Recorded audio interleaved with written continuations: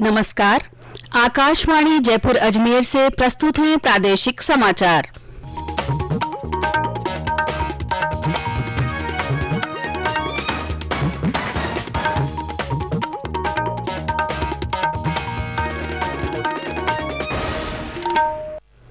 समाचारों के साथ मैं अल्पना राठौड़। राज्य विधानसभा चुनाव के नतीजों में भारतीय जनता पार्टी ने 115 सीटों पर जीत दर्ज करते हुए स्पष्ट बहुमत हासिल कर लिया है। 1993 के बाद राज्य में लगातार छठी बार जनता ने सत्ता पलटने की परंपरा कायम रखी है। सत्तारूढ़ कांग्रेस ने 69 सीटें जीती हैं। भारत आदिवासी पार्टी ने 3, बहुजन समाज पार्टी ने 2 और राष्ट्रीय लोकतांत्रिक पार्टी तथा राष्ट्रीय लोकदल ने एक सीट पर कब्जा जमाया है। इसके अलावा 8 निर्दलीय उम्मीदवार भी विजयी रहे हैं। भाजपा विधायक दल की बैठक में प्रदेश के नए मुखिया का निर्णय लिया जाएगा।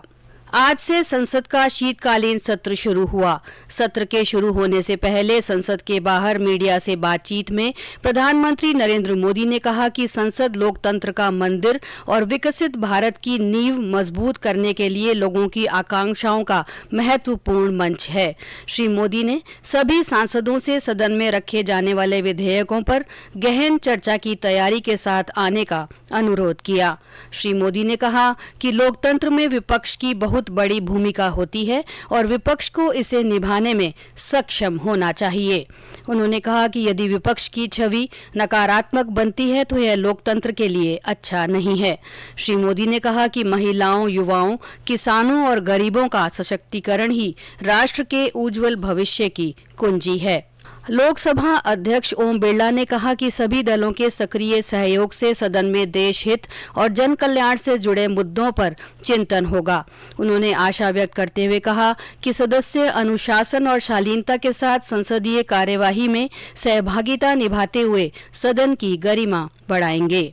संसदीय कार्य राज्य मंत्री अर्जुन राम मेघवाल ने कहा कि अगर विपक्ष किसी बात पर चर्चा चाहता है तो नोटिस दे सकता है। उन्होंने कहा कि दोनों सदनों के पीठासीन अधिकारी शीतकालीन सत्र के दौरान उठाए जाने वाले मुद्दों पर निर्णय लेंगे। इस बीच सत्र के लिए अपनी रणनीति तैयार करने के लिए विपक्षी दलों ने आज संसद भवन में बैठक की। यह बैठक राज्यसभा में विपक्ष के नेता मल्लिकार्जुन खड़गे के कार्यालय में हुई।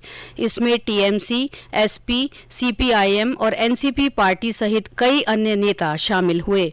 यह सत्र इस महीने की 22 तारीख तक चलेगा। इस दौरान 19 दिन में 15 बैठकें होंगी। आज नौसेना दिवस है। भारत और पाकिस्तान के बीच हुए 1971 के युद्ध को याद करते हुए यह दिन मनाया जाता है, जब भारतीय नौसेना ने पाकिस्तानी हमले का ऑपरेशन ट्राइडेंट के तहत करारा जवाब देते हुए अविस्मरणीय जीत हासिल की थी। गौरतलब है कि 3 दिसंबर को पाकिस्तानी सेना ने भारतीय वायु क्षेत्र और सीमावर्ती क्षेत्र पर अपने लड़ाकू विमानों से भारत पर हमला किया था। इस युद्ध में पहली बार भारत ने जहाज पर मार करने वाली एंटी शिप मिसाइल का इस्तेमाल किया था। प्रधानमंत्री नरेंद्र मोदी ने नौसेना दिवस पर भारतीय नौसेना के सभी कर्मियों को शुभकामना दी है। श्री मोदी ने सोशल मीडिया संदेश में कहा कि समुद्रों की सुरक्षा के प्रति नौसेना की प्रतिबद्धता अपने कर्तव्य के प्रति अटूट समर्पण और राष्ट्र के प्रति प्रेम का प्रमाण है। उन्होंने कहा कि हर परिस्थिति में उनका जज्बा और संकल्प अटल रहता है और राष्ट्र उनकी सेवा और बलिदान के लिए सदैव आभारी है। रक्षा मंत्री राजनाथ सिंह ने नौसैनिकों और उनके परिवारों को नौसेना दिवस की शुभकामनाएं देते हुए कहा कि भारतीय नौसेना परिश्रम और बहादुरी का प्रतीक है। प्रदेश में पिछले 24 घंटों में कुछ स्थानों पर हल्की से मध्यम बारिश हुई। नैनवा में 6, बेंगू, हिंडौली, सरमथुरा, खंडार और सवाईमाधोपुर में 4-4, लालसोट, धौलपुर और सपोटरा में 3-3 सेंटीमीटर बारिश दर्ज की गई। बारिश के कारण अधिकांश जिलों में अधिकतम तापमान 25 डिग्री सेल्सियस और न्यूनतम तापमान 15 डिग्री सेल्सियस के आसपास बना हुआ है। अलवर में देर रात हल्की बारिश हुई। आज सुबह से ही घना कोहरा होने के कारण वाहन चालकों को परेशानी का सामना करना पड़ा। बीकानेर के सीमा सुरक्षा बल परिसर में कल BSF rising day golf tournament cup का आयोजन किया गया। इस टूर्नामेंट में बीएसएफ और सेना के अलावा बीकानेर सहित अन्य शहर के सिविल गोल्फ खिलाड़ियों ने भी भाग लिया। इसके साथ ही प्रादेशिक समाचार बुलेटिन समाप्त हुआ। नमस्कार।